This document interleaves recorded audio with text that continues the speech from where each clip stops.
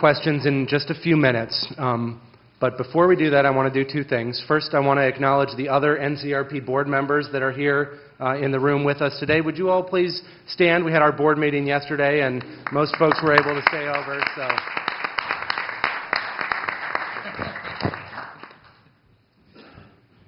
And secondly, I want to conclude by answering the question, will these criteria make any difference in how U.S. foundations operate?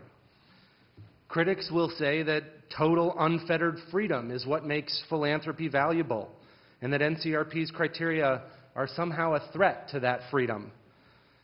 But every industry in America thinks that it can operate best with total and complete freedom, and we all know that's just not true. I have no doubt, however, that some foundations will reject or ignore these criteria based on that argument, and there is simply no way to compel them to pay attention to these important issues. But I also have no doubt that thousands of our nation's grant makers will use the criteria to start important conversations about improving their responsiveness, their relevance, and their impact. That is our goal, and we're taking several steps to ensure that we succeed. First, we're building a nucleus of support for the criteria.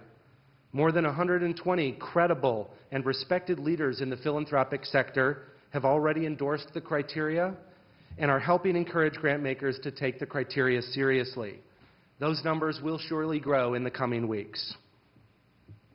Second, we're working with Congress to bring their perspectives into the discussion. We'll be delivering copies of the criteria to key members of Congress in the coming days so that they can help raise these important questions with philanthropic leaders.